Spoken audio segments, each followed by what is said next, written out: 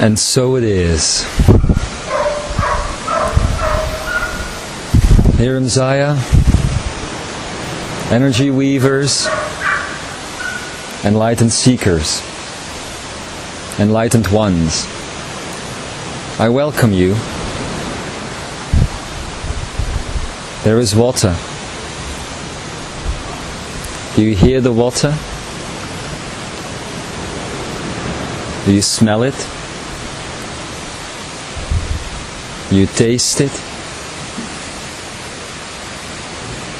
You feel it all around you.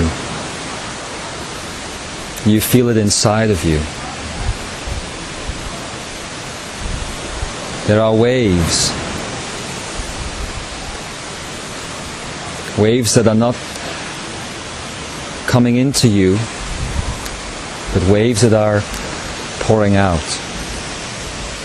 Pouring out of you at every single moment. There is a stillness. A stillness that exists between the beating of the human heart. These are the waves that come out of you. If only you notice them. All of us on this earth are accustomed to listening to the sounds of things, listening to the beating of the heart.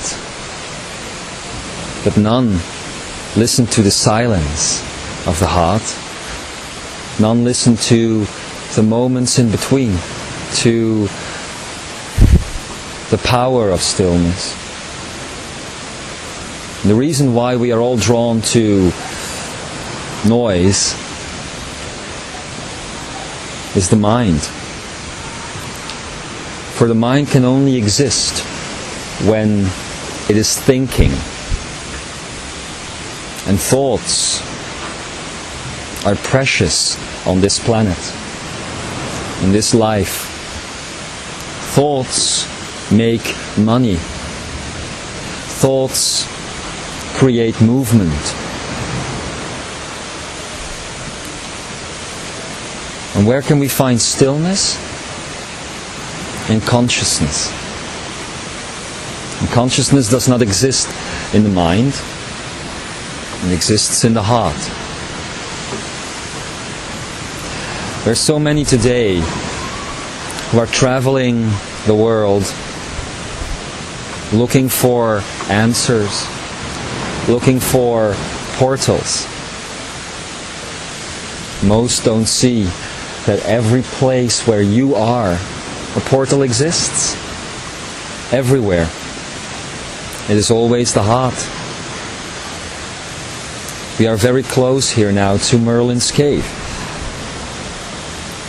And some of you here have entered the cave before. You just entered into a space. Your heart wasn't in that space. And today, your heart is inside. The stillness of consciousness. The stillness of non-movement. Daring to not move. Daring to exist within that place where science says there is no life. There is no energy, there is no electricity going on inside of the human heart. Science says that it is the pumping of the heart that creates life, but it is the stillness of the heart that creates consciousness. And if we look at this, and this would mean that life and consciousness are not equals. Are they? They are not. Life is just an expression of biology. Consciousness doesn't need life to exist. Consciousness never needs life to exist. The Lemurian consciousness has been on this planet for generations, decades, eons, since its final reckoning. It has had no life, biological life, that we know today. And yet it exists. Because science looks at the beating of the heart, it can never understand consciousness. It can never understand that when you enter into stillness, you don't need a body. You don't need movement. You don't need all of these things. You exist anyway. And that is the message in water. The waves can only exist in the moments between the waves. Then they enter into completion. Then they enter into a state of infinity. And this stillness is something that people tend to run away from. Today, I want you to look at your stillness. Examine your day. See how many thoughts you've had. Even though you are enlightened seekers, even though you call yourselves Imzaia, even though you are the ones who are willing to change the planet, to raise the consciousness. Raising consciousness cannot be found in a technique. It cannot be found in these words that I am speaking now. It is found in stillness. Raising consciousness happens at a point where you lose your train of thought. And again, losing a train of thought, forgetting what you were saying, forgetting what you were thinking, is seen as negative on this planet. For if you forget your train of thought, then indeed you must not be productive, right? Maybe the most productive you can be on the planet right now is eliminating every single thought. This does not mean eliminating consciousness. This does not mean eliminating stillness. If you take what we have said about water and the human heart up to your brain, what do you think happens to the brain when the brain is not thinking? There is still electrical activity. There's just no thoughts.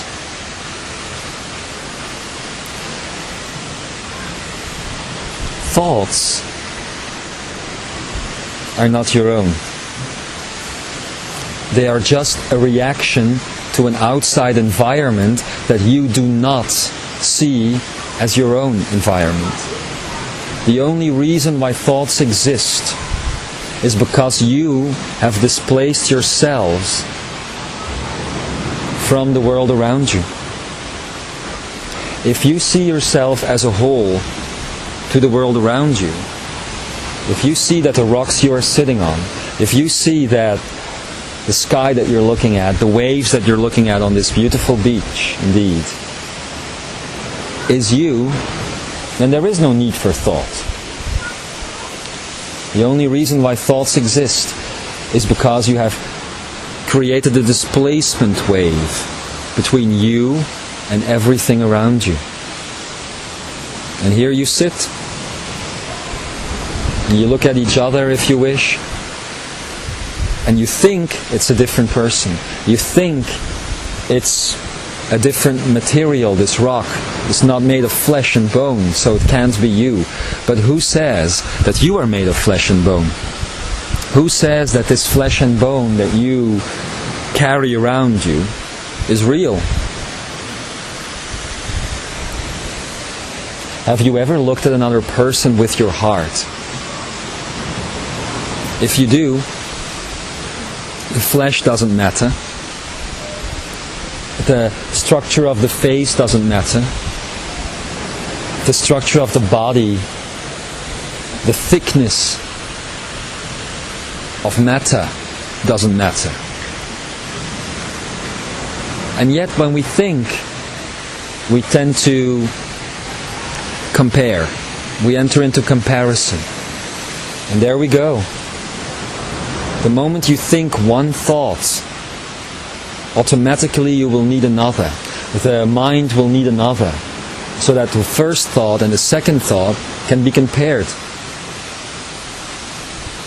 And when that comparison is complete and a balance is created between two thoughts, a third one is necessary. For once again, we need to go into comparison.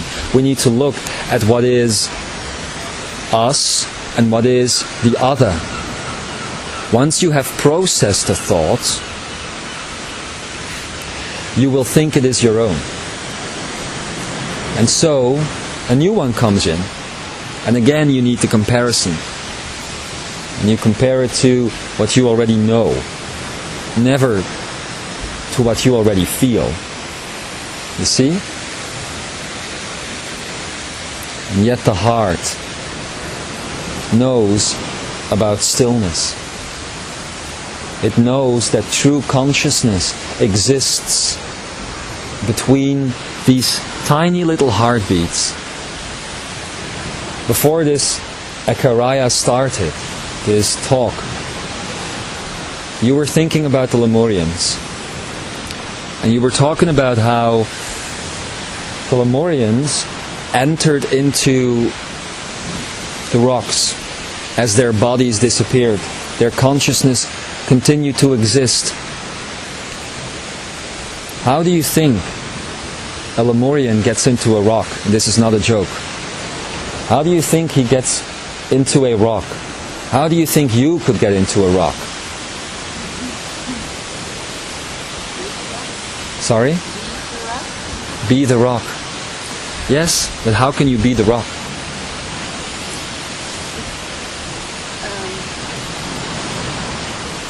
Get the same frequency. There is truth.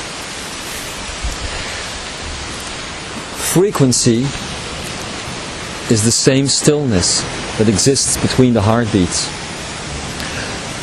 Frequency can only appear when two things are defined and in between there is a frequency, because a frequency is always a shift. So, to the Lemurians in the rock, all they did is that they chose to exist between two moments, two heartbeats. And this is where they are still today. So for them, no time has passed. It is the physical level, the physical plane that creates the heartbeats. So as the physical plane creates the heartbeats, the physical existence itself, so time is created and so space is created. If you go into the stillness, then you can exist anywhere. And this is frequency. Science sees frequency as an active element. It is not. It is a non-active element existing in a non-sensic field, in a non-materialistic field. So, if you want to exist, if you want to seek eternal life, if you want to seek eternal joy, eternal consciousness, all you need to do is cancel out the physical waves that are coming in at any given point. For this is existing in time and space. The stillness of consciousness. What I have given you now is theory. What I have given you now is a place, a field that you can use to occupy your mind so that you can go into the stillness. There is no place in stillness. It is all around you.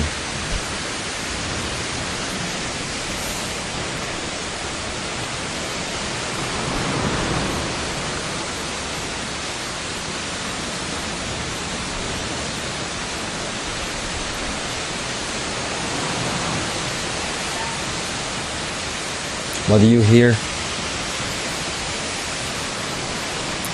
What do you hear when you hear that water?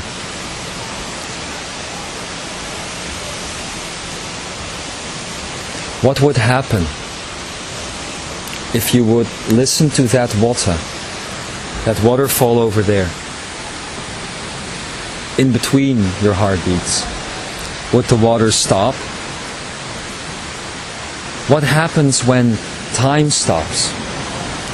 What happens when space stops?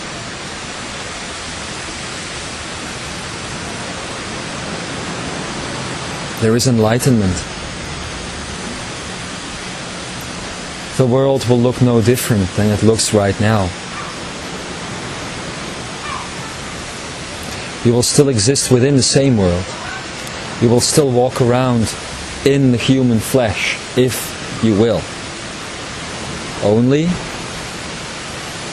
you will not be in a space that occupies the mind at the same time. Those of you who were here last time in Tintagel, at Merlin's cave, saw a different space than you have seen today. The previous space you were in was a space of the mind.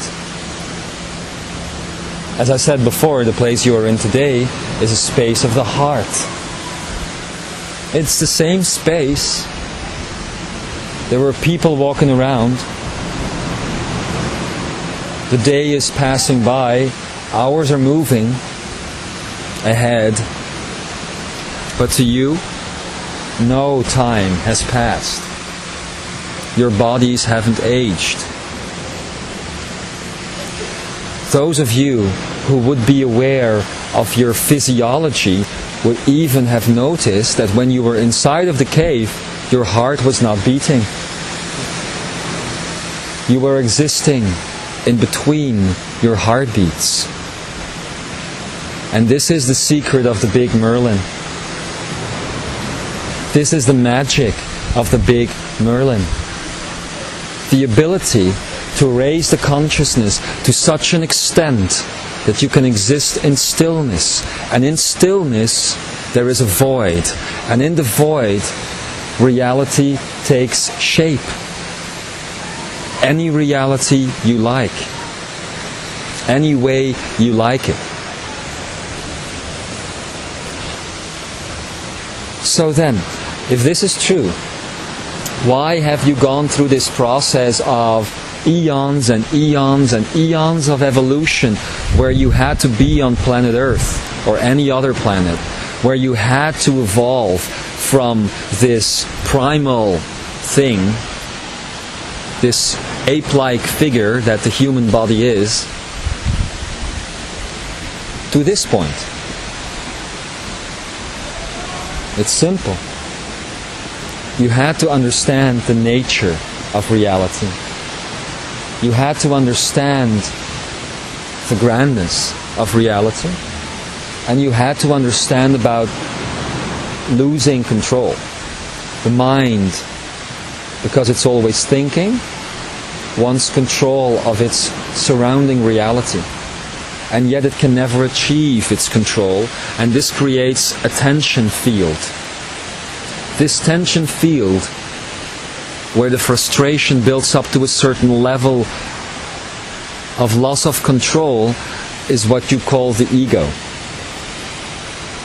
The ego only exists in those who seek control of their environment. If you can surrender control, you achieve control, but in a different way. The mind is always living in the past. It's always looking at a reality like this one around you. that existed mere seconds before the thought could form in the head. Always. And as such, you have no control over a past reality. Why does the mind do this? Because it needs to process information. It needs to process information all the time. It needs to look at energy that has been given form, that has been given shape, and it needs to define this shape and this form before it can enter into a thought process. The heart, when it beats, exists in the now. It doesn't need time. It doesn't need to analyze. It doesn't need to process. It doesn't need to have thought. It just feels. It just senses its environment around it. And this is the power of love. This is the power of magnetism. It sends out this pulse, you see, constantly. Only it doesn't do it when you would think it does it. It doesn't do it when you have a heartbeat happen in your body. It does it in the moments in between. And this pulse is called love.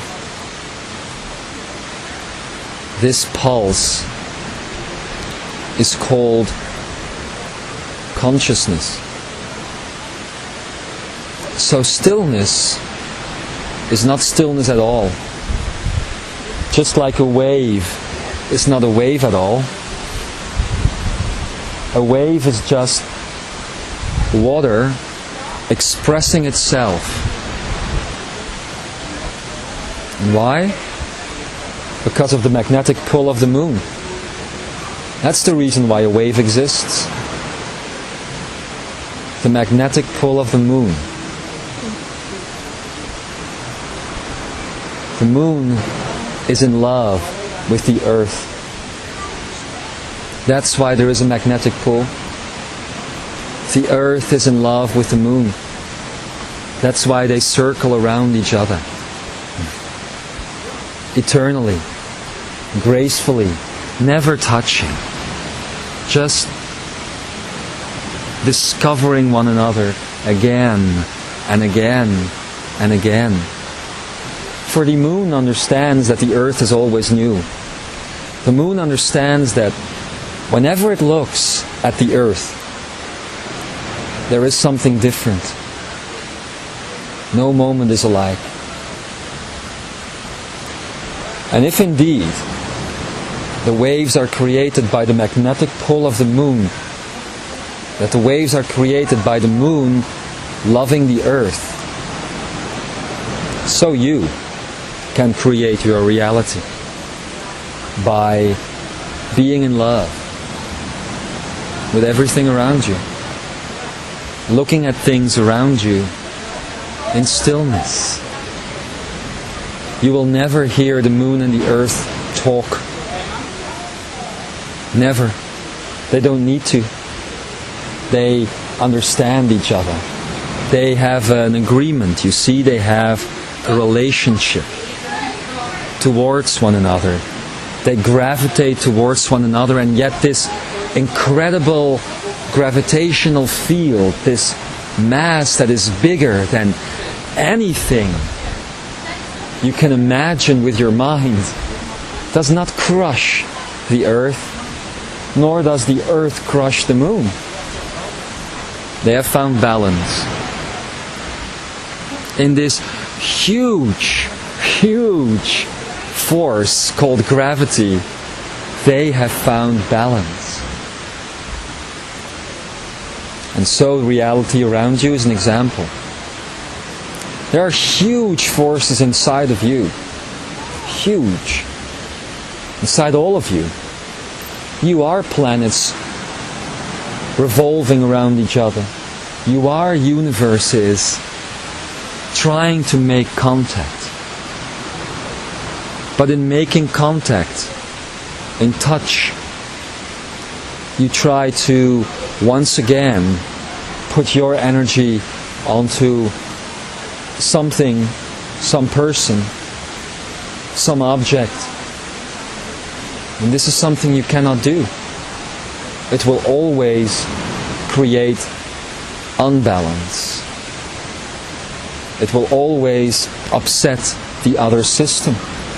What if the moon got so greedy? What if the moon got so lusty that she really needed to penetrate the earth, touch the earth, become one with the earth? She would destroy the earth and all life.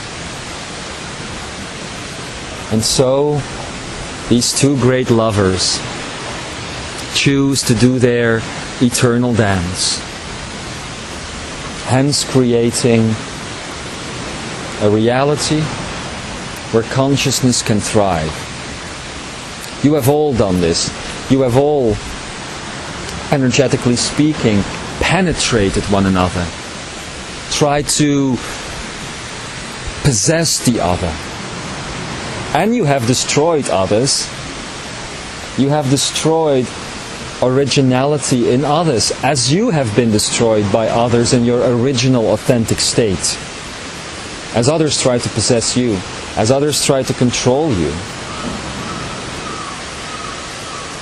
Why would they do such a thing? Only because they thought this was love. They thought it was necessary. If they really wanted to connect, that they had to take over the other's sovereignty. And so the story goes on this planet Earth, where people continue to do this, where companies continue to do this, where families do this all the time,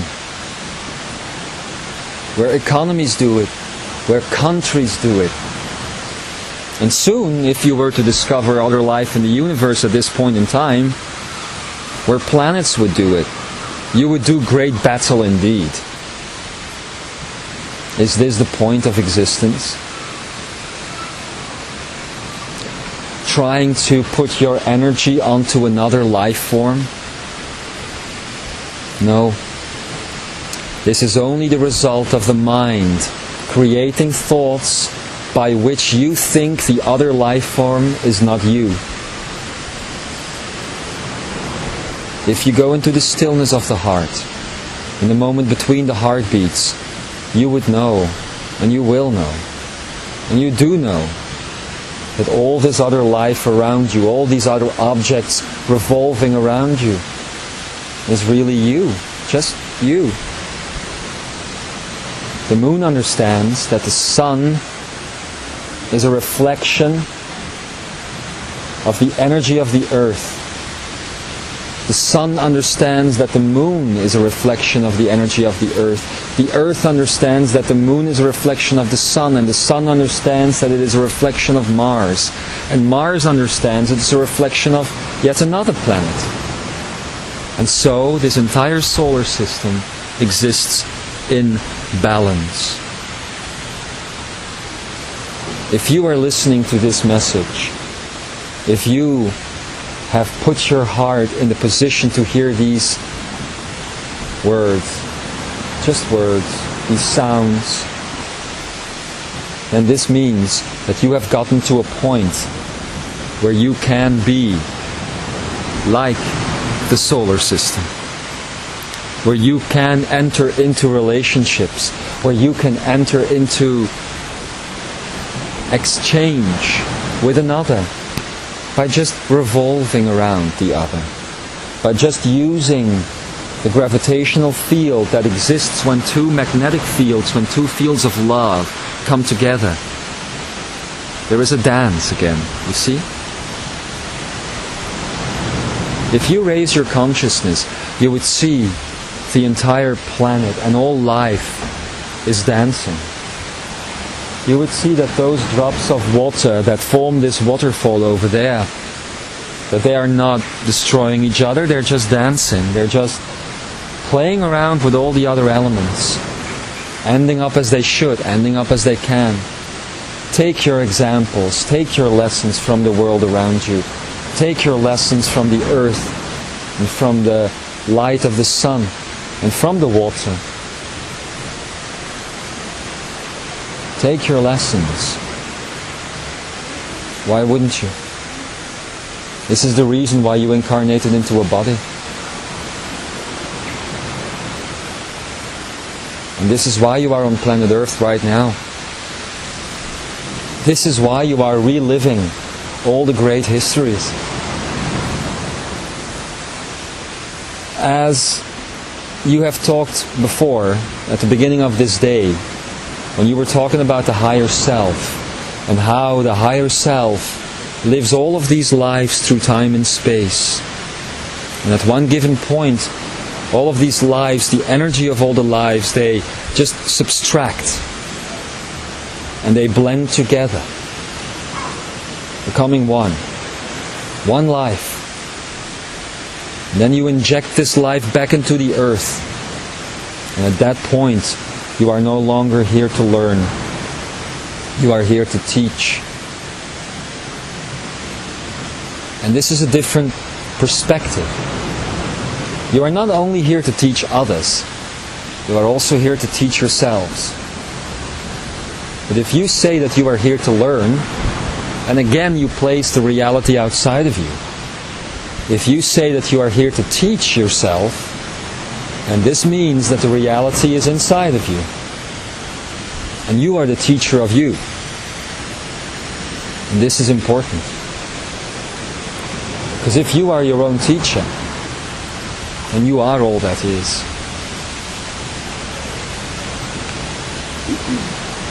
So now that the great histories are coming back to life, it is time for a new perspective on the planet. Histories that existed thousands of years ago, in different realities sometimes, like the one you are in right now. England. So many theories about England, so many people who have said Avalon exists in Glastonbury, or Avalon exists at some island, Isle of Man, or Avalon exists right here in Tintagel in Cornwall. It's just an energy. It exists on the entire country, on the entire island of England, United Kingdom. The energy is everywhere. But if you look at Avalon, there's only one way you could get to it. Through the waters. And again, I remind you that the water itself is not important, it's the movement the water makes, or at best the energy in between the movements. Just like the human heart. Now, if Avalon is a different dimension, because we all like to talk about dimensions these days and about all these technical things. Now, if Avalon is a different dimension, and if it can be reached through the non-movement of the water, and if the non-movement of the water is the stillness of the human heart in between the heartbeats, then this means that you can do as the Lemurians once did, that you can travel dimensions, shift dimension, by just raising the consciousness in between the movements of the heart. People today have a much too difficult understanding of dimensions. They connect it with technology. And if you connect it with technology, then you get into this entire system. Which is true. You can breach dimensions with technology. You can create artificial magnetic fields. But you can't dance through the dimensions with technology. You can only do that with your own energy. Again, love is the answer. What happened here in Merlin's cave, as you shifted dimensions, you did it through love. Everybody here was in a state of love. Even love for yourself, as you are understanding that you are God. This is love for the self, finally. And once you get to this understanding, then you can love the other, the God aspect of the other inside of the other, which is you. So as you were dancing through these dimensions, you don't need technology. You don't need high-powered devices to dismaterialize your body and displace you through time and space. You can do it all by yourself. All you need is love. Rat-ta-ta-da-da.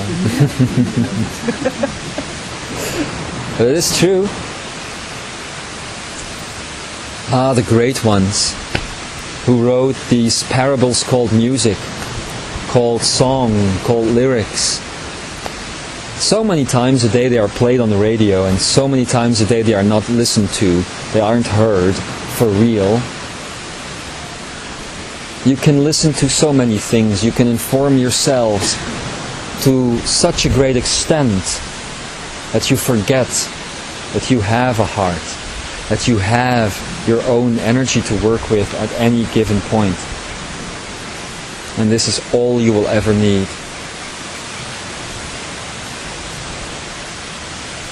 And then there are the others, the other expressions of you through time and space, through the universe.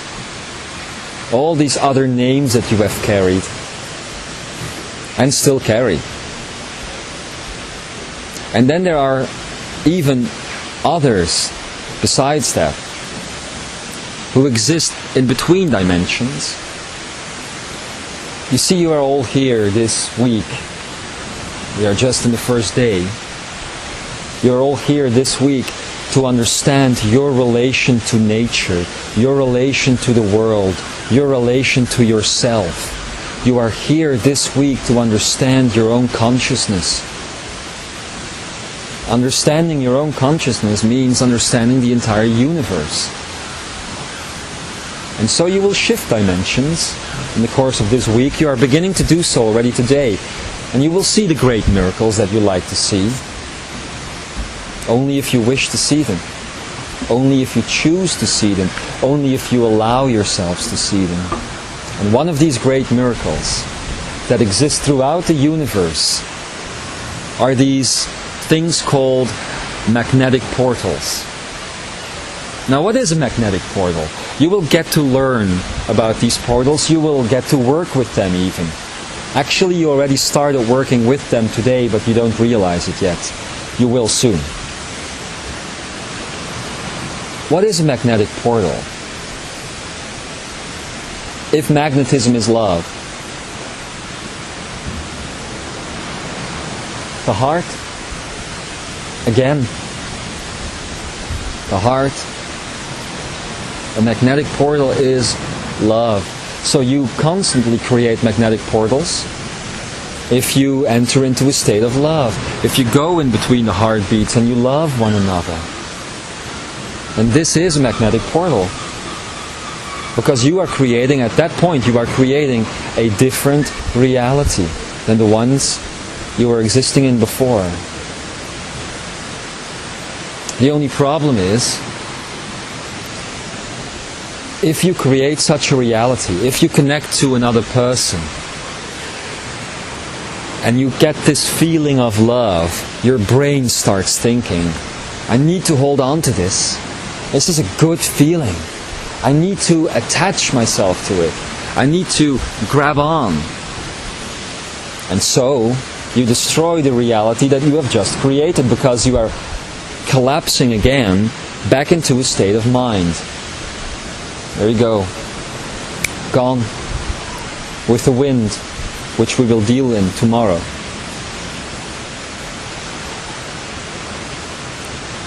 So love is this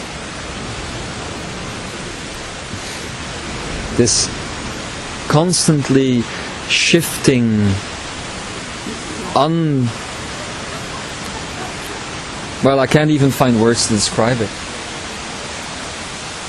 It cannot be described. It's like the Lemurians knew.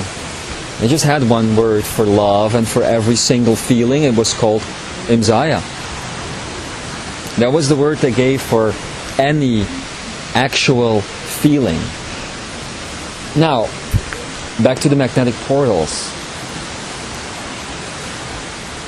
If the Lemurians knew that feeling was something and that love was something you could not really describe, and that the love you feel for one person is completely different to the love you feel for another person, or another person, or another person, or another person, then there you go. These are the dimensions of time and space. These are the dimensions of reality. The love that you feel at any given moment in between the heartbeats. It is always different. So you are wanting to shift dimension, unknowing that you are constantly shifting dimension. Constantly. Every different feeling that you have is another dimension. It is the non-recognition of this that keeps you stuck in your minds. If you were to recognize this simple fact that every feeling of love you have, even for the same person, it will be different at any given moment, that this is a different dimension, you would be in constant movement. You would be the waves again. You would be this dance again. And you wouldn't get stuck. So there you go. You were in the belief system that there were 12 dimensions. So this means that you could only love in 12 different moments of time and space, in 12 different ways. What a limitation. What a rejection of the grandness of nature. What a rejection of the grandness of the human heart. And even saying that there's 8 billion people on the planet, so there's 8 billion dimensions, would also be ridiculous. Some would say, Lemurians would say, that this planet is one dimension. What they do is they subdivide this dimension into sub-levels. They create 8 billion, 10 billion, 15 billion different sub-dimensions, which they call relationships that you have with one another. And they are in the understanding that even this is ridiculous. You cannot attach a number to a dimension. You cannot attach a number to the drops of water in this ocean behind you, or in the waterfall over there. You can't. No one can. No one should.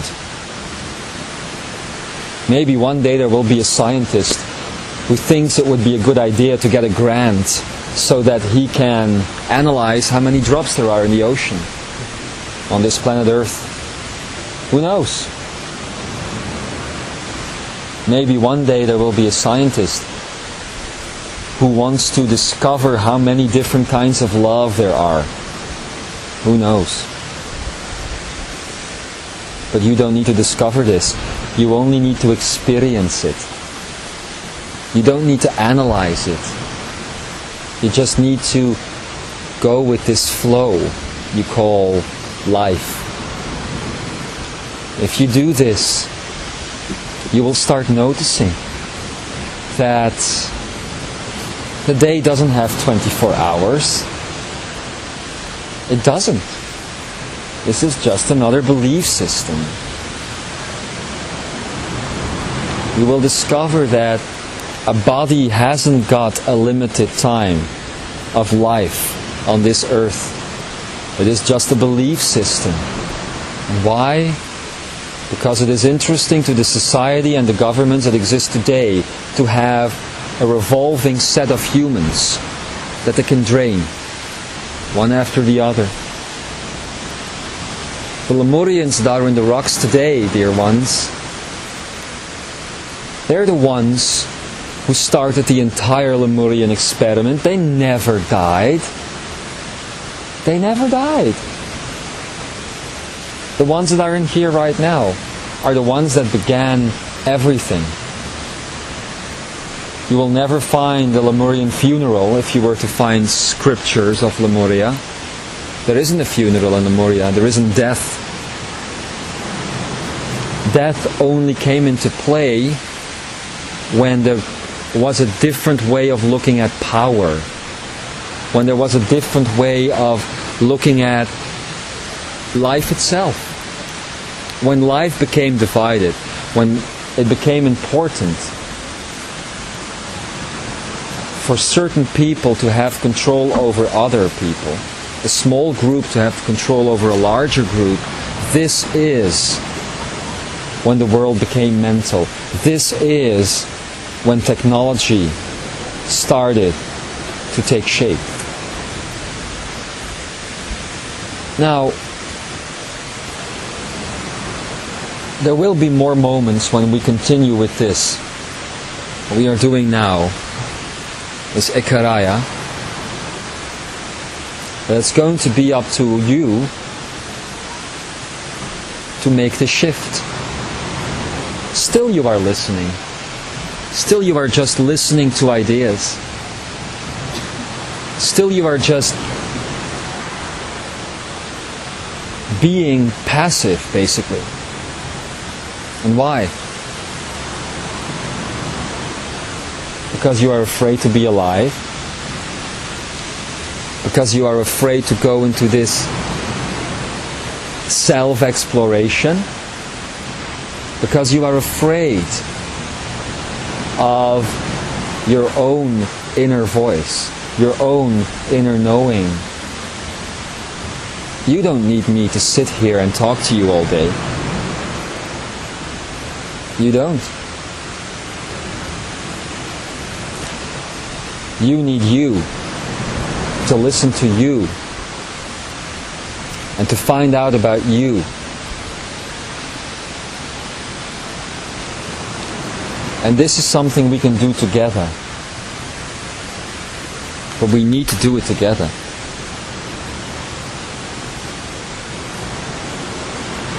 Maybe it could be an interesting question for you as you pass this evening that will now commence, because there is time and space, to investigate why it is easier to sit there and listen than to enter into a relationship, to start a dance of energy. I'm expressing these energies in words now. It could be more interesting to enter into the dance with me. I have created this Lemurian word. It's a new word, and as such it's an old word. A new word for this society, called Ekaraya. Let's say it's not a discussion from the heart, but a dance from the heart.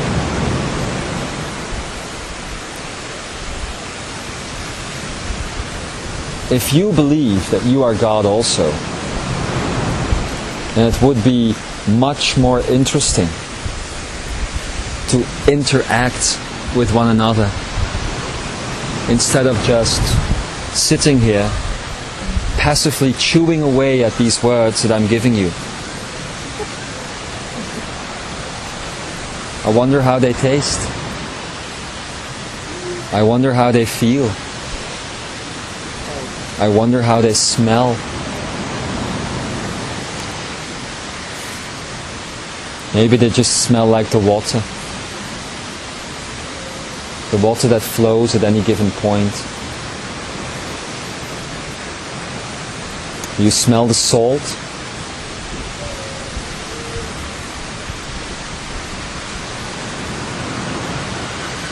You hear the gulls. The gulls are interacting with me. The water is interacting with me. The waves are. And you create a separation between you and me. You create a person sitting here giving you words. And I continue to give you words. More words. More words. More words. And why? Until you finally say, stop. In the name of love. So, how about we end this for today? And tomorrow we look at another way of handling this. Tomorrow I invite you, all of you, to enter into your own universe. I invite you to dance with me. You will be startled at the way in which you dance. You will be startled at the information, at the truth you can flow out of you. Now I invite you, one last time, to look at the ocean and to listen to the ocean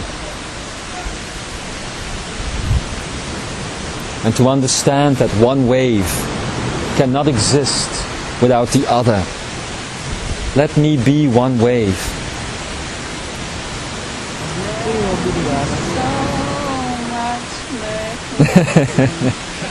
And I just invite you to be the others, so that all of us can form this ocean, and so that I do not need to be the only one that travels these dimensions.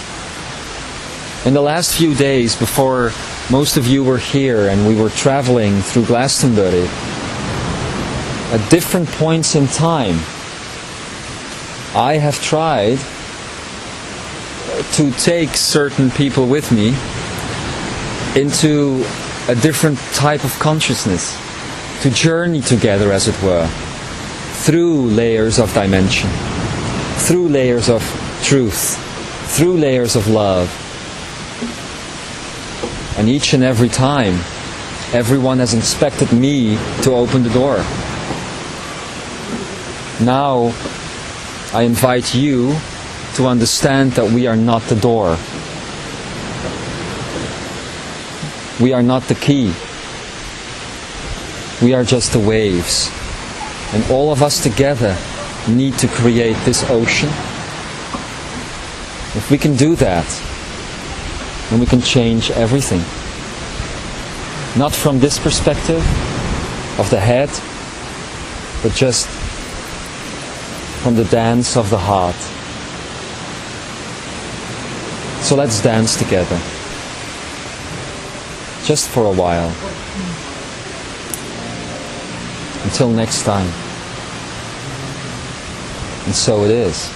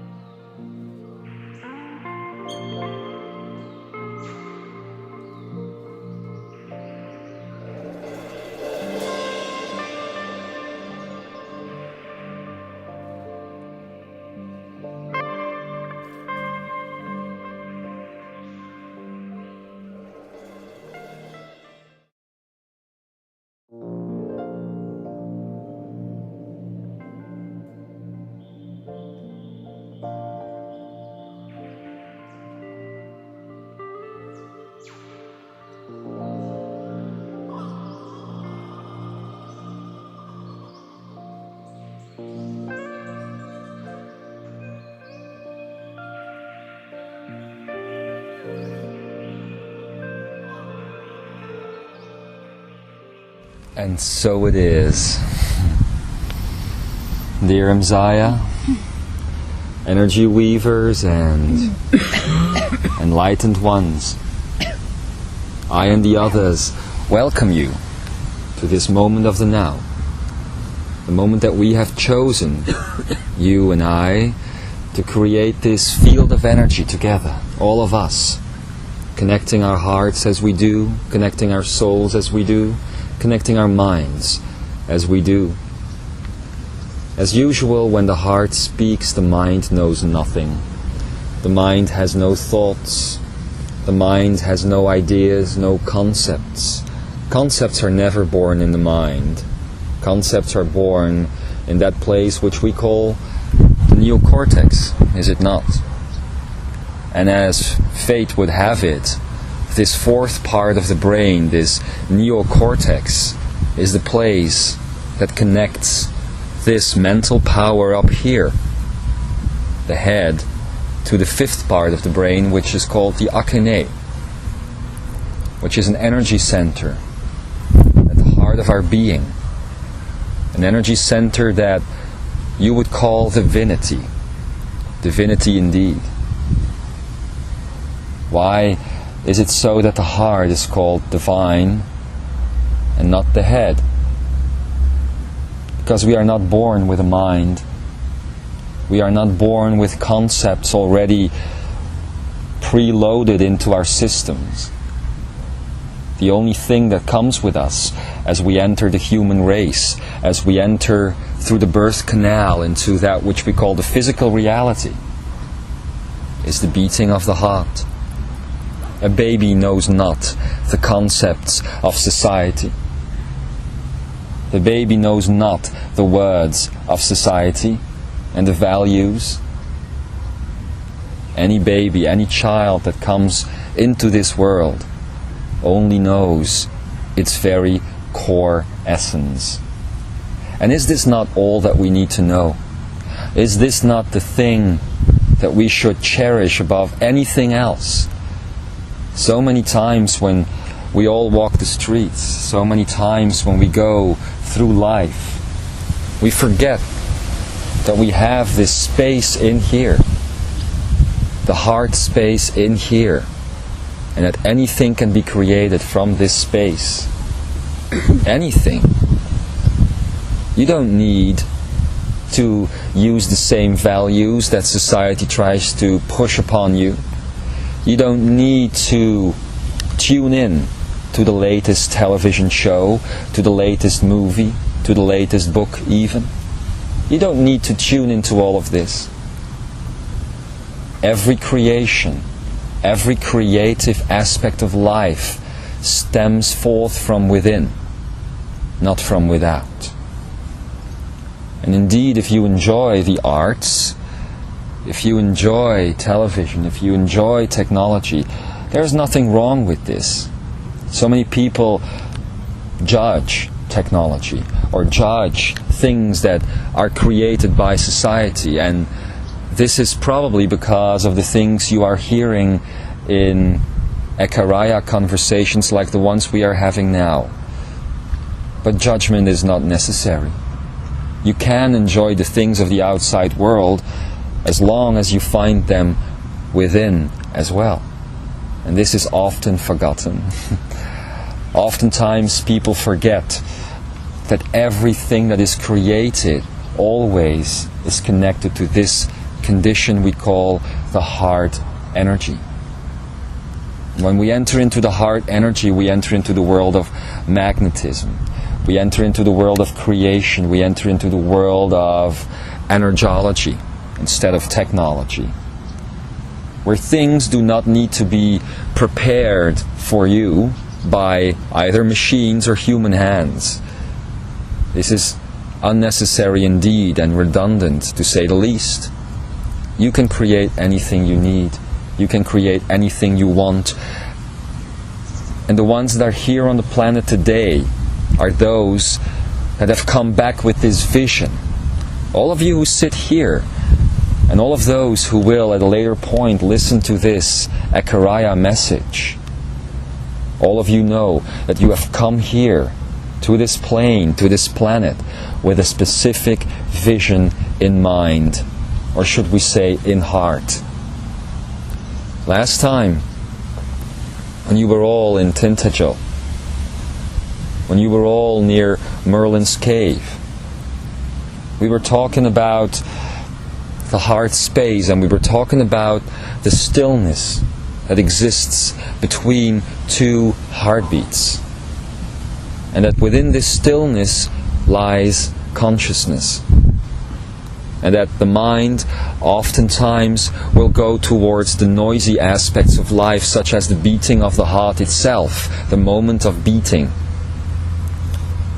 As such, redundancy is created.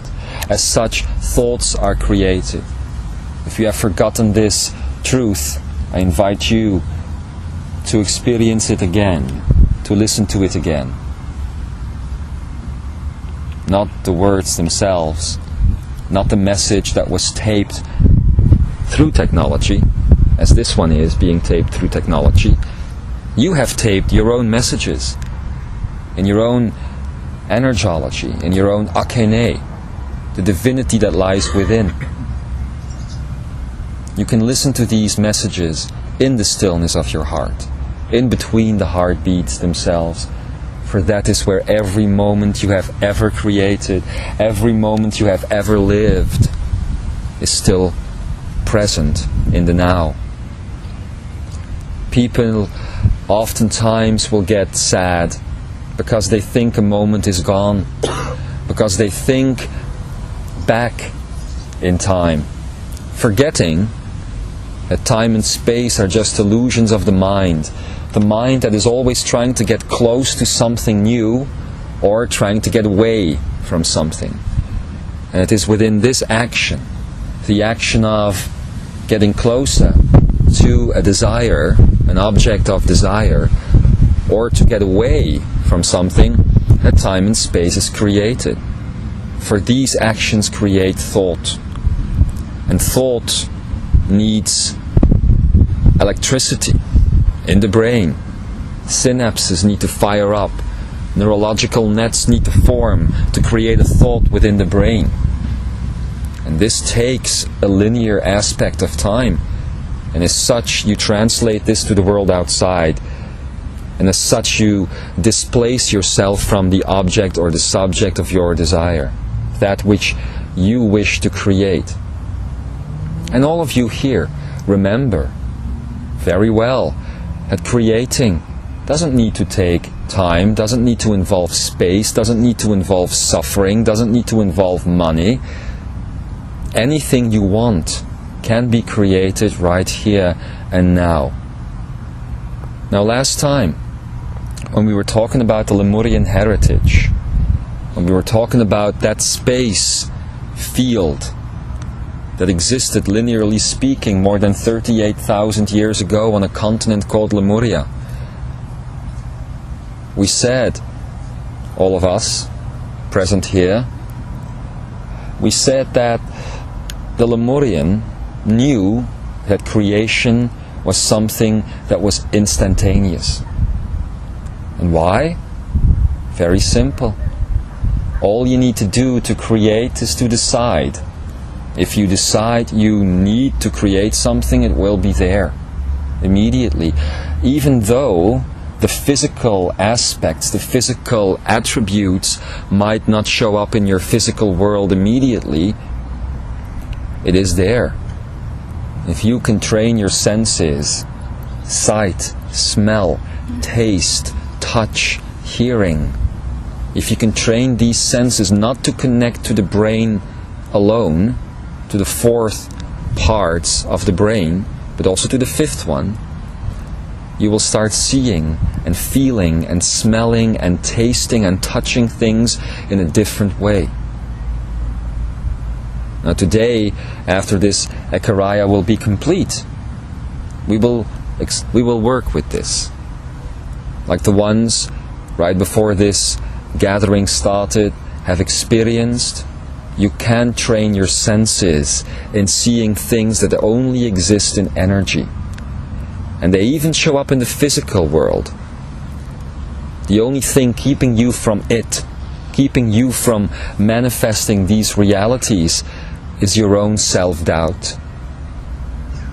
Self-doubt because you believe that you are just imagining things. Self-doubt because you are afraid to speak out, to speak up. Self-doubt because indeed the physical world cannot be influenced by you. How could you, puny human, create this magnificence that is all around you? Well, think again. Or even better, stop thinking. Stop going back into the experiences you have already lived, where you have been taught not to believe that you are God also, that you are the creator of your own life. And this train of thought has been so implicitly installed in your own DNA itself, in your pattern of thinking, in your way of thinking, in your method of living even, that you are just slaves to society. If you believe that you are a part of all of this. An example, the other day, this man who is speaking now, and you all, were walking at Michael's Mount, visiting the castle. And right near the exit, there was this mother with a small child who was barely able to walk. And this child wanted to explore the castle. This child wanted to go into all of the little hallways and all of these little things that you are not allowed to go into, because there is a rope. Because there is a rope. And as the child was using its own sense of freedom to explore, the mother quickly grabbed him by the hand and said, "Son, this is not for the public. You are a part of the public. You cannot go in here. And if you are one that sees the energies, dear ones, then at that moment you saw that that child's potentials were changed. For it was told there were aspects in life it could not do, freedom it could not explore, for it was a part of the public. I ask you, does this world belong to the public or to a few? The magnificent few, the glorious few that only distinguish themselves because they have found mental ways of experiencing power, of expressing power over others. Does this world belong to those who only have power because of the amount of money on their account? Or does this world belong to each and every person who understands that they have a heart that beats, and that in this heart lies stillness, the stillness of consciousness, the stillness of consciousness that is called freedom, the stillness of consciousness that cannot even be expressed in words. This child's potentials were changed. And it will be very hard for this child indeed to stand up to what it has been taught. That is just a part of the public. Just a part of those who live their lives in giving away their power to others, in expressing themselves through others as others would have them. This is not the way the world was intended. This is not why you came to planet Earth. This is not what lies in your heart, and you know it. I invite you to search inside into the very codes of your own DNA and to find out again and again, every single day, why you are here. What you can do today, just today. Don't think ahead. Don't try to create a linear time frame that you express before you even experience it. It is interesting Very interesting indeed. If you look at the English language or many of the other languages like Dutch and French and German, African, and so many other languages that exist today, and if you look at the formation of a verb and the way a verb can be expressed, and if you compare this to the old Lemurian language that you are beginning to understand each and every time you have one of these ekarayas, and you will see that in Lemurian there is no past tense, there is no future tense, there are no should'ves, would'ves, could'ves. There is just what is, the present tense, the now. And this is the most important aspect of reality, is it not? Words. Words create reality. There's two ways you can create reality: by expressing words, thoughts, emotions through the head, or by expressing joy, feeling, by expressing what lives inside of the heart, in between the heartbeats. There is a difference, however. Whatever is created through thought is a mental process. And when you create by using a mental process, words, and you see this in society everywhere, you create something that is indeed forced. And this is what the powers that be, which we would like to call the forces that be, do every day. They bombard you with words, in advertising, on television, in the radio systems. Everywhere you go, there's words. And I would like you to invite others and yourselves to notice how many words are indeed based on money. Just the other day, on the BBC radio Classical FM, when you all were driving to Mount Michael, there was an advertising intermission, commercials.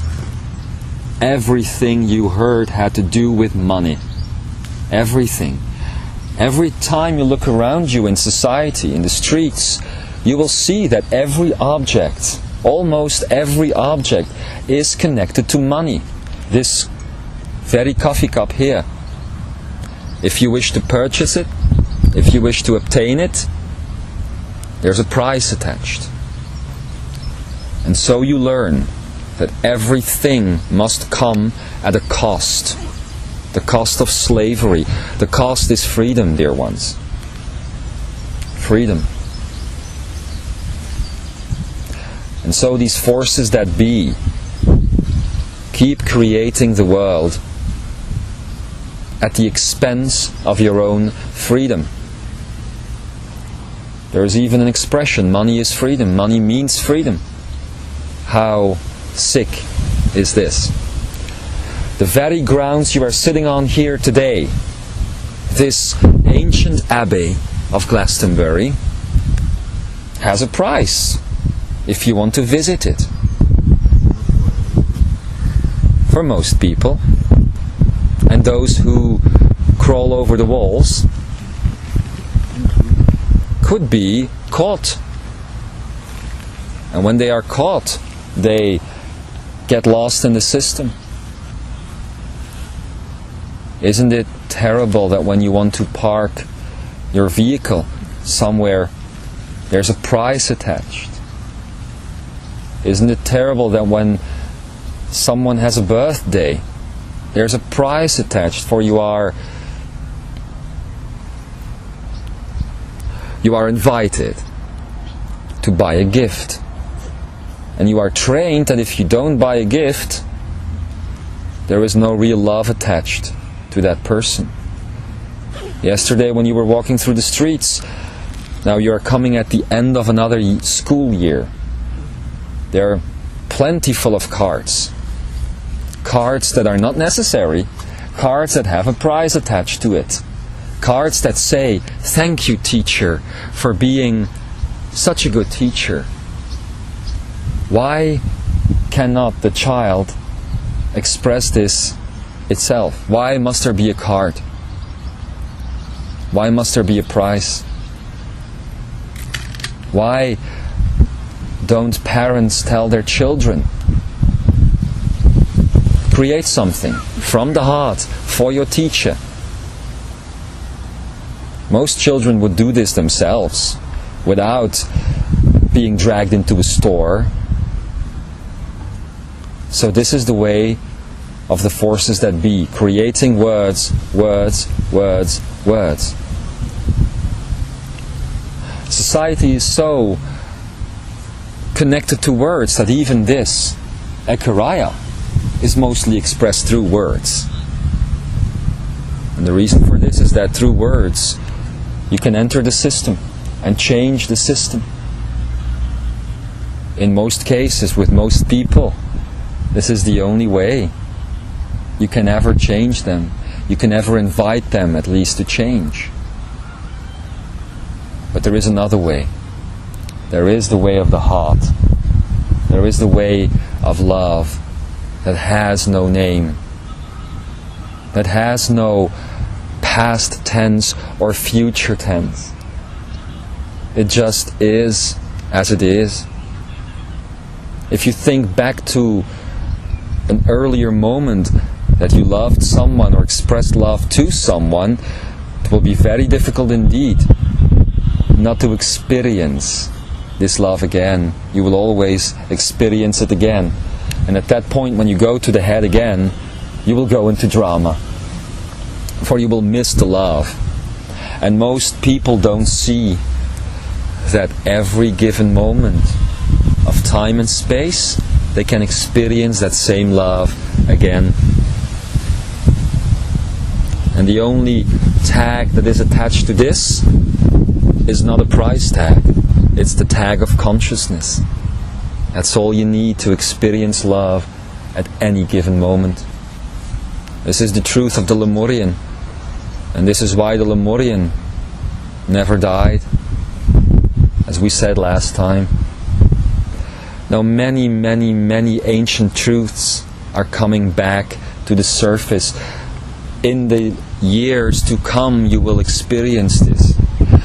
In the years past this point of the now, so many books were written about the truths of Atlantis and the truths of Lemuria and the truths of the Ascends and the truths of so many others, the truth of Buddha, the truth of Jeshua, the truth of the Merlin, the truth of so many others.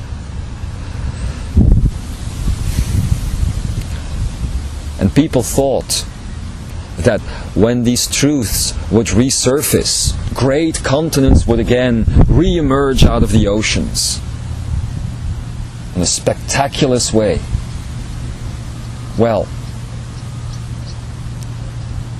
I ask you, do you really believe continents will re-emerge? Or do you believe that what was really meant is that truth would re-emerge? Ancient insights would re-emerge. What is coming back to this planet, what is re-emerging from the oceans, is not land, it is love. It is the stillness of the heart of the Lemurian that exists between the heartbeats. Last time, I and the others said that this was carried in the very stones of Gaia itself. Today I want you to remember, it's not just in the stones, it's in all life. It's in the dolphin, it's in the whale. And some of you who will be experiencing Lemuria as you go to Hawaii or any other place on earth where there be dolphins will notice that these kind creatures of consciousness have one purpose and one purpose alone: to carry this ancient energy, this original authentic energy, and when they come in contact with you, to activate this energy within you. And at that point, you become the dolphin. As you were sitting at the pond, the lotus pond over there, mere minutes ago, you were invited to become the lotus, to become the flower. Now you are sitting next to the tree, or in the tree in some cases, and you are invited to become the tree. You are invited to become the grass. You are invited to become each other. But first and foremost, you are invited to become you, to be you. Every day is another invitation to look at who you are, who you can be, to look at your very cells themselves, knowing that they need not age, they need not enter into a state of disease. They need not do any of these things. They are just energy. Just as you are energy. And your energy can create anything it desires. It has created this body. It has created the moment right now that you are listening to these words. You are creating these words. Some of you are drawing. This is also the creation of the moment. The wind that you are feeling right now, let it be the wind of change. The wind of memory. The wind of remembering who you are. Dare to see the elements which are the sky and the earth and the sun and the water. Dare to see these elements as invitations to who you really are. And then there need be no drama. Then there need be no pain. Then there need be no death. Then there need be no disease. No sadness. No nothing. Only everything that you are, reflected in the world outside. As you came into the Abbey today, and you formed the circle that opened this seminar, or this Imzaia, twice you have created the sun. As you were sitting at the lotus pond, and the rain started coming, you have created the end of the rain. Now you are creating the wind. Now you are steering the birds that are flying around you. Or are you really? Or could it be that these birds flying around you are just dancing around you, showing you that you always have choices, that you always have potentials flying around you, and you just need to experience them. As we said last time, people always try to grab potentials. They always try to grab things. In Dutch, the word understanding, for instance, is begrijpen, which would mean grabbing something. You try to grab something so you can understand it. Grijpen means grabbing. It's interesting how your languages are formed. It's interesting to see how you try to understand something and then you grab it so you can hold on to it, latch on to it. And you do this with everything. You do this with sex. You do this with enjoyment. You do this with all things you can enjoy, really. You just want to grab onto them, not understanding that just experiencing them, dancing with their potentials is enough. Let's look at drugs, for instance.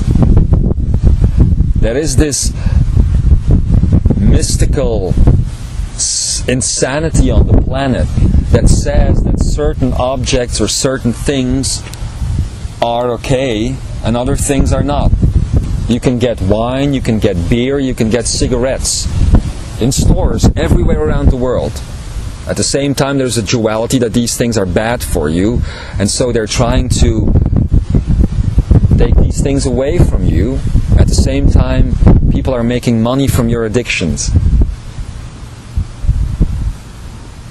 And then again, there are these things called marijuana, for instance, which in most countries is forbidden. The problem is not in the substance itself. It lies in the enjoyment of the substance. For what the mind does when it enjoys something, it will grab onto it and it will try to recreate that experience again and again and again. Why? Are you afraid to look further for bigger enjoyment, for bigger experience? This is an addiction. And so people also get addicted to love, which they express in the lower vibrations in lust. They get addicted. They want to repeat the same experiences again and again and again, not understanding that if you dare to enjoy the moment, and if you seek to not recreate the moment, greater enjoyment will come into your life. Greater experience will come into your life. It's also easy. You are on your way to a state of permanent bliss if you just follow the roads that you are creating yourselves. If you want to travel from one point to another point, you will never get to that point if you get stuck in some sort of restaurant, for instance, where you will eat the same meal over and over and over again, not knowing that maybe 10 miles down the road you will not need the enjoyment of food, you will find the enjoyment of a loved one that will cross your path. But if you stick to that restaurant, if you stick to that same place over and over and over again, you will never get out and you will keep the cycle going. Letting go of a certain place or a certain enjoyment or a certain thing, throwing it back into the sea of potential is all you need to find even bigger potentials, to find even bigger bliss, to find the way of your heart. This is what faith is all about. It is never about a deity. It is never about trying to become enlightened. It is just about faith that you are the creator of your life, and that if you let go of what you have created, only then will there be more space for new creations. Only then will you be a master of space and time, understanding that you are not creating it. And this is what you have done with society. For hundreds of years now, you have latched on to what you know. You have latched on to what you call improvement, which is just a repetition of the same cycle over and over and over again. This device here, this digital voice recorder, is it really different from the tape recorders that you had 20 years ago? Oh, it's smaller. It is compact. Now you can travel the world compact digitally. Is it any different, really? This is just technology repeating itself over and over and over again. And you don't see where this is going. You don't see that in 10 years from now, if you keep this path going, that this digital voice recorder will not be outside of you. It will be implanted inside of you in some sort of chip. And that everything that you record will be connected to this thing you call the internet, and that everything you will record will be stored in mass devices that will not be under your control, dear Imzaia. It will be under control of the forces that be, and so will you. Just be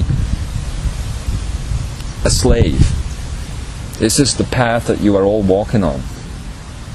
And this is why I and all the others and your own hearts are inviting you to wake up every single day. Wake up after you wake up, so that you can choose to change your lives. That's all you need to do. Changing your own lives will change the world around you. It's not about fighting. It's not about vandalism. It's not about destroying things. It's not about barricades and shooting those forces that be, killing certain presidents. It's not about all of this. It's just about the understanding that these people have no power over you. Never. And if you can do that, then you are free. And then you are creating your own world. Money doesn't have power over you. Nothing has power over you except you. And what you decide has power over you. It is time to not believe in darkness. It is time to not believe in the forces that be. If you stop believing in government, if you stop believing in presidents, if you stop believing in all of these things, then that's the end of it. And there you go. Tabula rasa, a whole new drawing board to create a new world.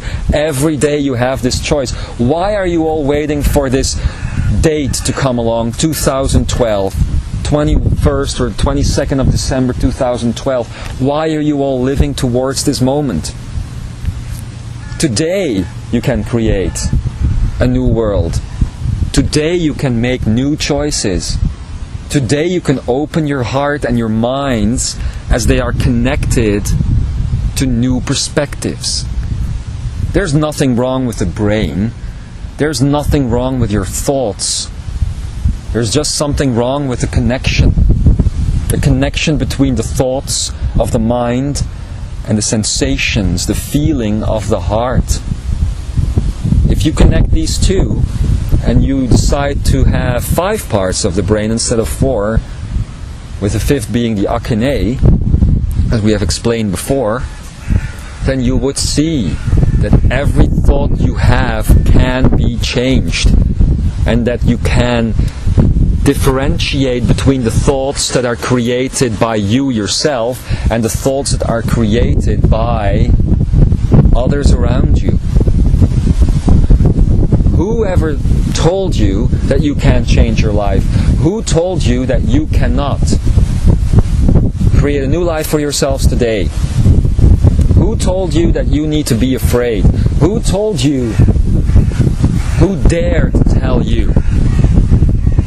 You should look at yourselves and you should see what you are doing.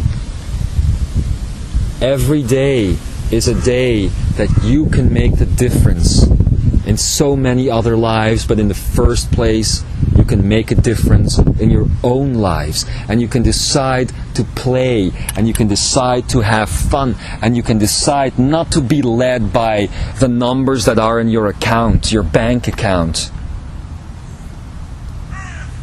It's just an extra zero that you need to create anyway. This is the easy part, really.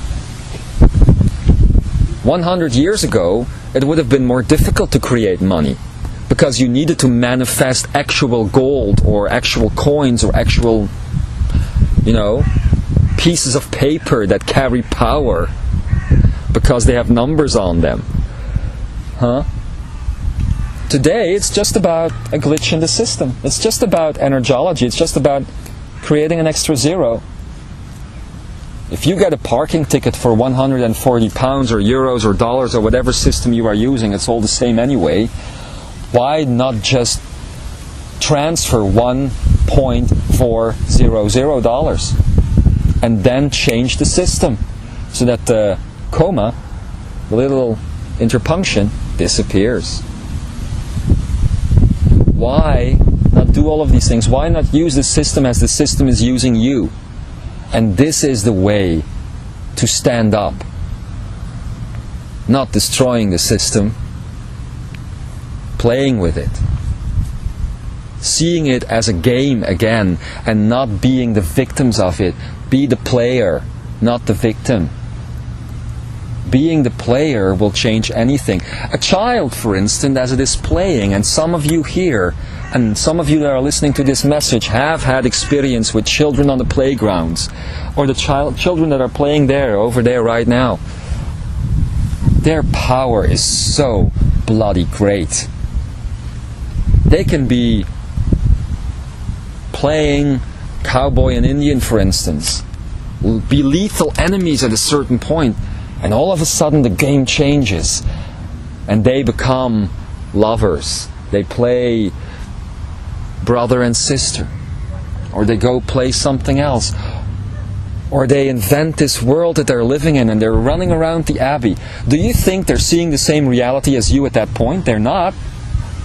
They're not seeing the same grass, they're not seeing the same trees. Remember what it was like to be a child. Remember what it was like to be on the playground and play with your fellow mates. Remember what it was like to be in space. Remember what it was like to do all of these things that you could do by just imagining it. Do you think you really saw the same reality than the adults were seeing at that point? Screw reality. Create your own. But create one that is coming from the stillness of your heart. Create one in the freedom that comes with responsibility. Create one with the responsibility that comes with freedom. If you create something for yourselves, the only way to latch onto it, to hold on to it, is creating it for someone else, giving it away, as some teachers would say. So be the teacher. Be the one that is changing reality. This is what the Lemurians did. This is what the dolphins are doing.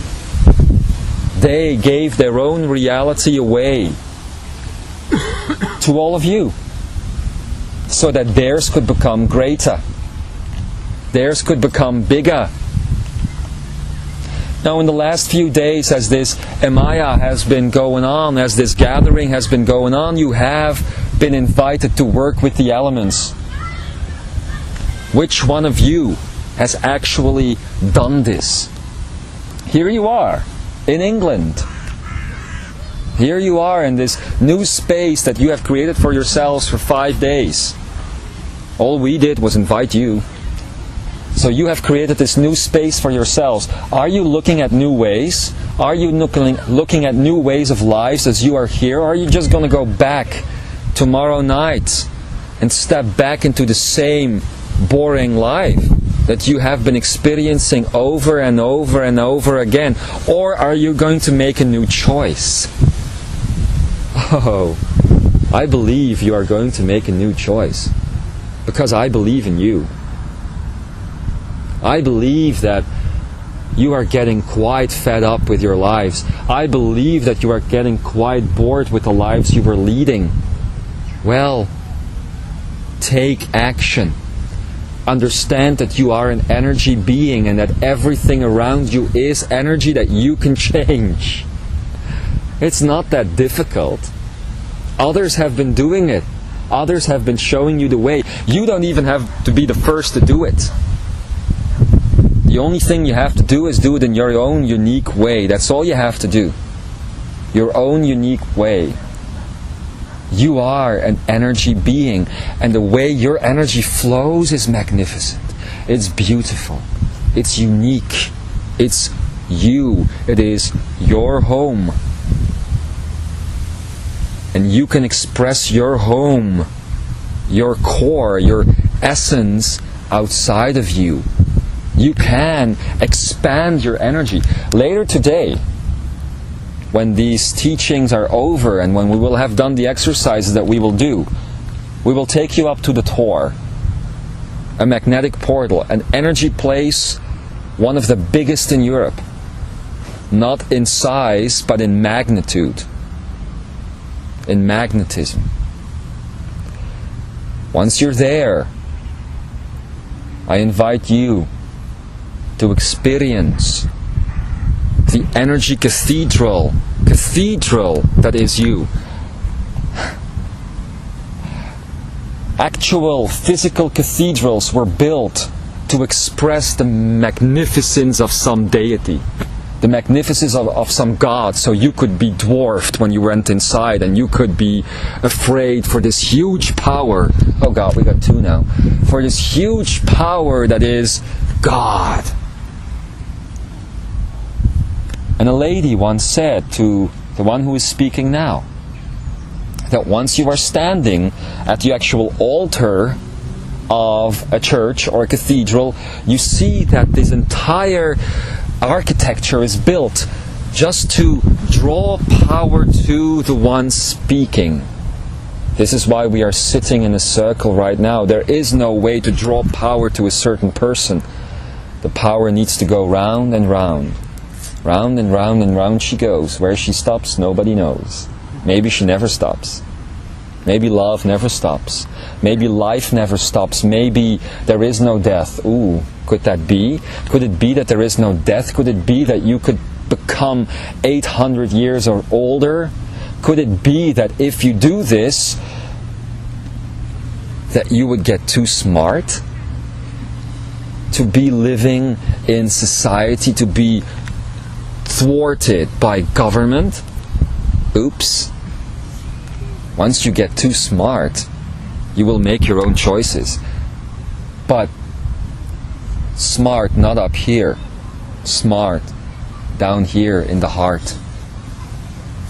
It is interesting how today you have these classes, you have universities that teach you about so many things. Yesterday, the one who is speaking now and certain others ran into a girl with the name Sophia. Sophia, which is the same. They ran into this girl and she was going to follow a course called critical thinking. Okay, she will grow out of it eventually, but most of them who follow these courses don't. They just think they are thinking critical. It's just a way to play the game. But back to the cathedrals. If you go into these physical cathedrals, you can go into this one just 5 minutes away. You will be thwarted by the sheer power of God because you are small indeed. But if you go into your own energy cathedral, then you will be the ones to build this great building that is you, this great architecture that is you. And that is why the magnetic portals are there in the first place, not so you can travel through dimensions. You can travel without these portals in the end, you will find out. Just through the power of the heart that shifts dimensions consciously and continuously. But in the first place, these places are here to remind you who you are. To remind you that you are an energy cathedral on your own. That you have this space inside of you that is as big as the universe itself. And that once you open this space up to others, you are the universe. So please be a haven unto others. Be this space that you create for others, so that others can learn to create it for themselves. Don't be the ones who are being taught. Be the teacher. Always be the teacher. In the first place, not unto others, but unto you. If you can teach yourself anything, if you can understand that you can teach yourself anything, then you can create anything. There is no other way. There is no suffering that you have to go through to become enlightened. There is no valley of death you have to walk through. There is nothing except for what you are creating for yourselves. So in these last few days, as you have been invited to connect to the elements, the earth and the sky and the sun and the water, the ocean, it holds so much beauty, so much, well, magnificence, yes, but so much potential also. when you notice that no blade of grass is the same, when you notice that no wave is ever the same, when you notice that no cloud is ever the same, when you notice that the sun will never feel the same as its rays hit you every single moment, then you know of the vastness of creation. Then you know of the vastness of the universe. So please, wake up. Please get out of the rut you're in. Dare to choose again. Dare to choose differently. Dare to change your lives the way you want them. Dare to stop complaining about who you are and be who you want to be. This is the way of the Lemurian. It has always been the way. And this is all you will ever need to know, really. And if you dare to combine these four elements that are showing you that energy is limitless, that energy is ever changing, continuously reinventing itself, if you dare to see that these waves are always different and that the wind that you are feeling right now is never the same wind, then you are ready to connect these four elements. The energy of these four elements, the potentials of these four elements, through which all of life, all of the universe is created, every star, then you can be the star. Then you can be the one that is ready to shift and raise your consciousness. As some of you here are doing right now by playing with the wind. Thank you very much. So, take these four fields of gold and lavender that are ready and waiting for you. Place them into the focus that is the fifth element of your own consciousness, connecting the brain with the heart. And dare to pulse your energy out, pulse your creation out, and see, experience how your life changes. There is no guarantee that this will work. There is no money-back policy. For the universe is so sure of you and what you can do that it has placed its own power onto you. Or is it that you have placed your own power onto it? You are big. Really, really big. You are huge. And you are magnificent. And you are dearly, dearly loved. But understand that it's you who are doing the loving.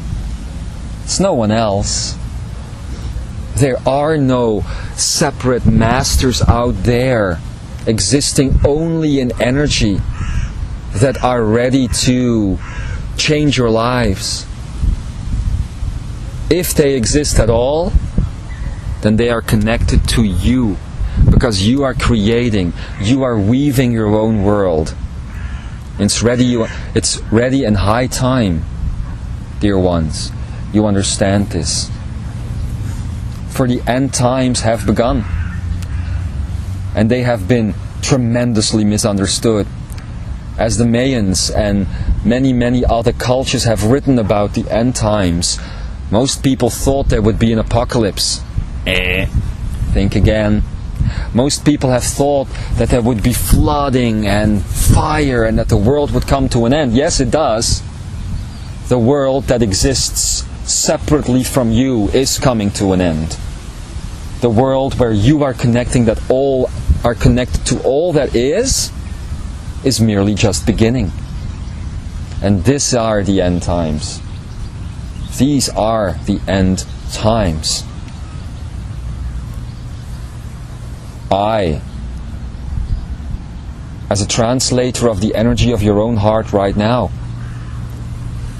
hope with all my love that the end of you separating the universe from you will come quickly.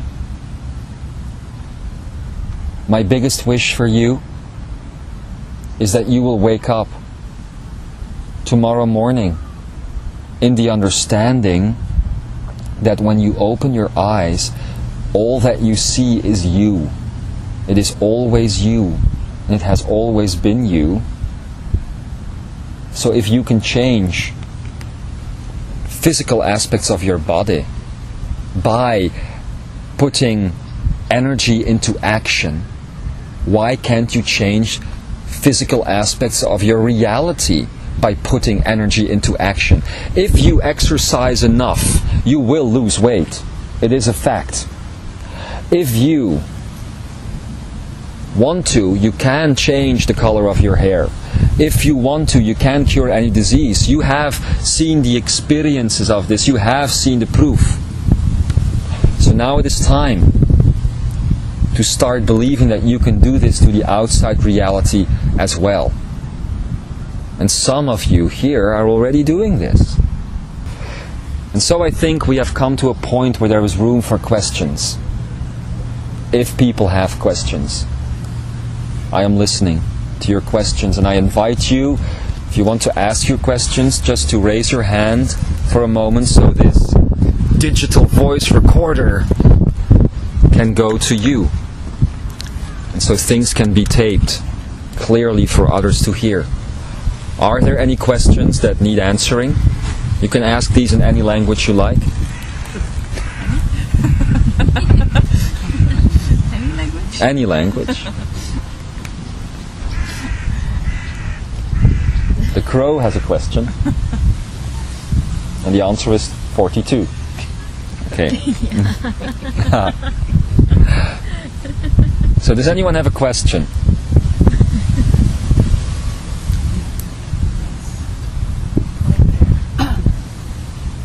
I'm just going to give you this.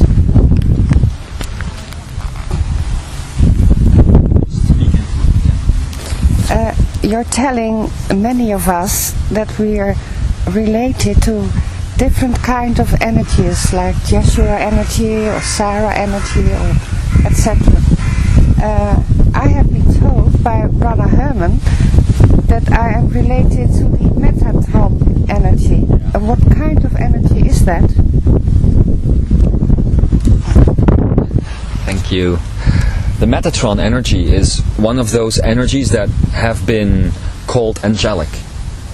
The Metatron is one of these archangels that is supposed to be, in biblical terms, the voice of God. It is this energy, the Metatron, that has appeared to many a prophet, to many a teacher, to translate the energy of God into words, into reality. That's the biblical vision. Now, indeed, I and many others have been telling people that you are connected to this energy, Metatron, or you are connecting to the Sarah energy, or to the Magdalene energy, or to the Jeshua energy. These are just frequencies. What people don't understand is that all these masters, all these angels, are just frequencies of vibration. Vibration being energy. So everyone basically carries all vibration, basically carries all frequency. Depending on the way the heart is creating reality, you will express a different frequency and as such a different vibration. That is why at certain points people are told that they are carrying Metatron energy. But it is time for all of you to understand that this is not a limited choice. You are everything that is, and as such you are all masters. You are all angels. When you were told you are carrying Metatron energy, this just meant that you were ready to translate the voice of Spirit or the universe onto others, that you were ready to become the teacher. And that is all it meant. Now, last time when we had a session, the same thing was said, that you were ready to be the teacher, that everything you had learned through all your lives could now be put out, be put forward into books or into conversations or whatever. This is basically the same message. It just was said through empowerment of you, and not said that you were connected to a certain type of energy, you see. So it's basically the same thing, but what the difference was between when Rana Herman told you this about the Metatron energy and when we had the session is that you had become to the You had become conscious of the fact that you are all that is. So it was no longer necessary for you to be told that you are connected to an external energy, but that you are the energy. So you could be the voice or the words. You understand? Thank you for your question. Many others are dealing with this right now, so they will be glad to hear this. And you are loved. Anyone else? Well, you are talking about creation, yes. But do you command, or you ask, or you sit on your knees? Because I think when I command, I think it's very rude. Well, the feeling of it. Well, you don't command creation into being, into existence. You don't ask, for then you are placing yourselves lower than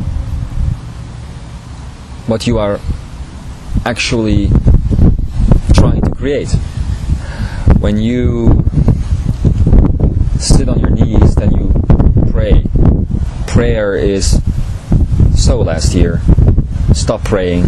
It's not necessary. It's not necessary to ask. It's not necessary to command energy into existence. All you need to do is understand that you are existence. You are the universe. So, for instance, I'll give you an example. Others were working on the rain as well. But when I was working on the rain myself, I wasn't talking to a higher power. I wasn't trying to get something from a certain deity or God or whatever. I was just remembering that I was the world, and that in my reality of the world I didn't want the rain to be there. What I did was, actually I was just listening to a song in my head. Now, when you want to create sunshine, when you want to stop rain, what many people don't understand is that you need wind. You need to use the elements. So when you want the clouds to go away so that the sun can come out, you need to use the wind to push the clouds away. You just need to remember that you are the creator. You are powerful indeed. So you don't need to pray, you don't need to command. You are everything around you. It's like when you want to lose weight, for instance. You don't command yourself to lose weight. Well, you can, but you shouldn't, really. You just make the decision. Really. You make the decision, and through making the decision, you feel the joy of what you have decided. After the song Let the Sun Shine, in which I shall not repeat again, ever, after that song, I just went through my heart, and I felt the joy of us sitting here right now, dry. Now, what you need to let go then are expectations. For you see, it could very well have been that my abundant imagination would choose not to stop the rain, but that it would choose to show us a shelter. You need to go with the flow at that point. You need to use the water to flow. You see, when you create something, you need to understand that your imagination can go in endless directions, so that you get surprised by what you have created yourselves. Like, for instance, when our fellowship was traveling back from, I think it was Cornwall to Glastonbury, I wanted to create a space for us where we could all live for a while, and it should be cheap.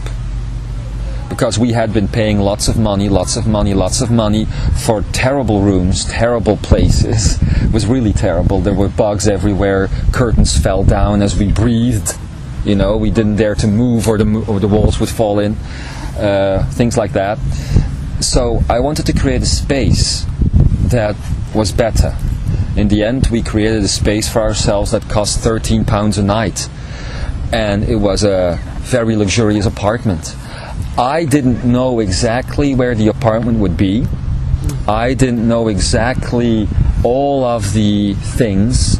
I just knew it would be what I wanted. And then I felt the pull of joy that led me to that place. Once I was there, I noticed that the place was filled with things that existed in other people's heads, in the people that would live in that apartment. So that is how you create. You choose, you go into the joy of the finished product, and then you let go. 3-step program. Easy to remember. Now, there is room for one more question before we finish. Is there anyone else who wants to have a question? Yes. In the knowledge that we will do this again tonight, later today. Anyone? A little question about my neocortex. What's happening here? Because this morning I couldn't see anything. There was a kind of spiral, and I think going wrong with me. So what you have here is a spiral on your forehead that is, well, this is just your creative power, honey. Tunnel. That's all. Sorry? It feels like a tunnel. Yeah. You are becoming more and more aware of the fact that you are in now space. If you are in now space and you make clear decisions, very concrete decisions, then you will see the now as it moves ahead of you, creating what you want. This is a different way of seeing things that is happening to you. If you wish, it will take you to a place where you no longer see the reality around you, but you just see the energy of things around you. And energy is always moving. It's always shifting. That is what you are seeing. That's what you are beginning to see. The power of your own thoughts, really, as they are traveling outside of you, as they are traveling through reality, creating what you need. Okay? Thank you.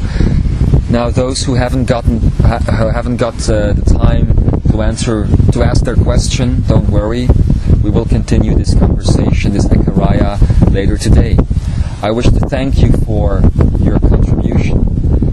These words could not have been put together without you being here, without you placing your energy onto them. So I thank thee, and I wish thee good creations. I wish thee love. I wish thee unity. And I hope for all of you that today you will experience that you are creating everything that is around you, and that you will choose again, that you will make a choice that will take you and your heart to the next level of your own love and existence. You are all dearly loved, and so it is. Eja ich, oja ich.